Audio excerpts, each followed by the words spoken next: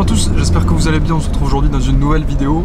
On est à Bali, on vient juste de quitter Ubud avec notre chauffeur qui nous amène voir les rizières de Tegalalang, c'est ça? Ouais. Et puis après on va aller voir un temple et 2-3 petites choses. Donc ça va être plutôt intéressant, c'est notre dernière journée ici. Si vous avez suivi mes stories, vous savez pourquoi sur Instagram, puisqu'il y a eu plusieurs tremblements de terre à Bali. Et du coup voilà, on préfère écourter nos vacances plutôt que rester ici et risquer le danger. Donc voilà, de toute façon on part vers une nouvelle destination demain, ça va être tout aussi sympa à découvrir. Donc c'est parti, nouvelle vidéo.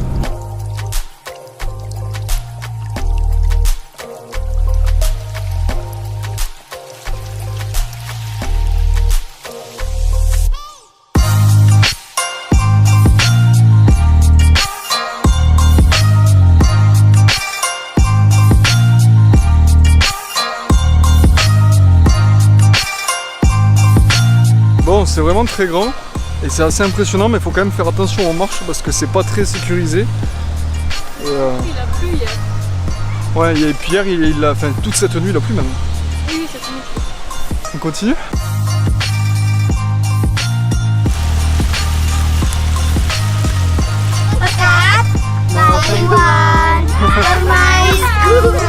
Bon, on va laver les chaussures hein, parce que je suis tombé un petit peu comme une merde dans une rizière et du coup voilà quoi, c'est un peu pourri.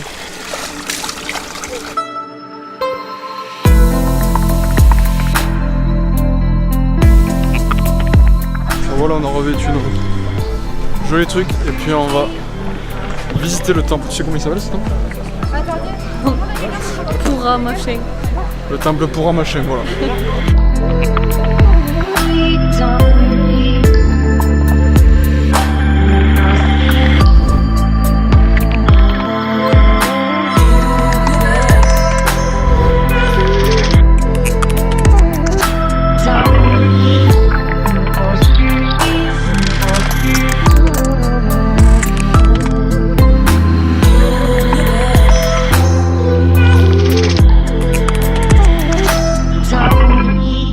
On a terminé la visite du temple. Ce que je vous propose, c'est qu'on se retrouve, là on va rejoindre notre chauffeur et qu'on se retrouve tout à l'heure là où on loge, comme ça je vous expliquerai un petit peu tout ce qui s'est passé au niveau du tremblement de terre. A tout de suite. Ah, ça y est, on est de retour à notre petit hôtel, à notre guest house. Et du coup, comme je vous en parlais tout à l'heure, je vais en profiter un petit peu pour vous faire un petit résumé de ce qui s'est passé à Bali. Parce que c'est vrai que depuis qu'on a quitté l'Australie, j'ai pas posté de vidéo. Pour vous expliquer un petit peu, on est arrivé à Bali il y a environ 8 jours. On a passé les 5-6 premiers jours en famille, puisqu'il y avait le frère de Stéphanie qui était là avec sa femme et leur fille. Donc il y a un bébé de 6 mois, donc voilà, c'était plus calme en mode famille, etc. On pouvait pas faire tout et n'importe quoi puisqu'on avait un bébé avec nous la journée, donc voilà, c'est un peu délicat. Et puis ensuite on devait rester jusqu'au 23 août pour profiter de Bali comme il se devait, aller sur les îles, Gili, Nusa, etc.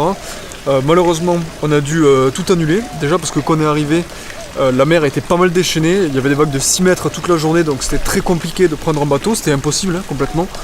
Donc du coup ça on n'a pas du tout pu le faire. Et puis ensuite on est descendu nous ensemble avec Steph pendant une journée et une nuit du côté de Uluwatu, donc c'est vraiment dans le sud de l'île, pour aller voir un temple et puis voilà, voir un petit peu le sud de l'île.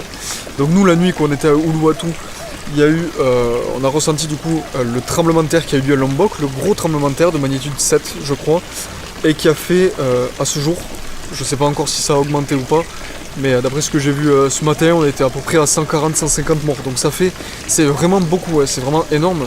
Je pense que vous en avez entendu probablement parler aux chaînes de télévision françaises. Et puis il y a eu, je crois, plus de 250 blessés, donc c'est quand même beaucoup.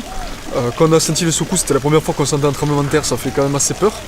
Sachant qu'après, quand on était juste après le repas dans la chambre, on a senti un deuxième tremblement de terre, un petit, donc c'était les restes un petit peu du deuxième. Et à ce moment-là, il y a eu une alerte tsunami qui a été lancée, comme quoi un tsunami pouvait débarquer à tout moment sur l'île de Lombok. L'alerte a été retirée peut-être 2 heures après. Et puis ensuite, on s'est rendu donc à Ubud, où on a passé la nuit hier soir, et puis où on va passer la nuit ce soir également. Et demain, on va partir en direction de la Malaisie.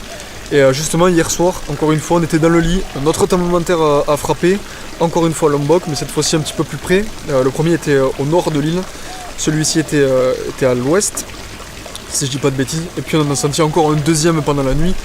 Donc voilà, ça commence à faire beaucoup. C'est un peu chiant parce que du coup, Tout ce qu'on devait faire au niveau des îles, etc., on ne peut pas le faire, c'est impossible. Toutes les îles Gili ont été évacuées, tous les touristes ont été évacués, même je crois que les locaux ont été évacués des îles, etc. Puisqu'il y a eu plein de bâtiments qui sont écroulés, etc. Puisque c'est très dangereux, puisqu'il y a une activité sismique en ce moment qui est assez importante. Donc voilà, déjà c'est un petit peu pénible pour nous, parce qu'il y a plein de choses qu'on avait prévues qu'on a dû annuler. On n'a pas pu tous se faire rembourser, donc voilà, un petit peu compliqué. Et puis on devait rester à Bali jusqu'au 23. Donc bon, combler jusqu'au 23, c'est faisable, même si sans aller sur les îles, c'est un petit peu compliqué. Mais voilà, nous, c'est pas comme si on était venu en vacances à Bali juste pour 2 semaines et qu'après on rentrait en France. Vous le savez, si vous nous suivez depuis un petit moment sur la chaîne, ça fait environ 6 mois qu'on est parti de la France. On a passé une bonne partie, 5 mois et demi en Australie. Et là, on devait passer à peu près 3 semaines et demie ici à Bali. Finalement, on n'aura passé que 8 jours. Mais bon, c'est pas très grave. Vu ce qui s'est passé pour nous, on préfère partir. Si vraiment on veut revenir, on aura l'occasion de revenir. Là il nous reste encore quelques mois à profiter, donc on s'est dit autant voilà, profiter vraiment ailleurs plutôt que se limiter ici. Si on veut vraiment revenir et profiter comme il se doit, on aura l'occasion de revenir et profiter comme il se doit. C'est vrai que c'est un peu compliqué, parce qu'à chaque fois que tu vas à un endroit, tu te dis ah là, est-ce que je peux sortir facilement s'il y a un truc, est-ce que là ça craint pas trop. Et voilà, sachant qu'en 2-3 jours on a eu 4 tremblements de terre, dont une alerte tsunami. Je pense que vous pouvez comprendre que ça fait un petit peu peur et qu'on préfère quitter l'île de Bali et aller ailleurs. Mais voilà, si jamais vous venez à Bali, je vous conseille vraiment de ne pas prévoir l'entièreté de votre voyage et plutôt voir au jour le jour. Je sais que c'est compliqué quand on voyage pas beaucoup ou quand on prépare son voyage à Bali toute l'année. Je vous conseille vraiment de prendre évidemment vos vols, mais de préparer juste vos premières nuits une fois que vous arrivez et après voir au jour le jour.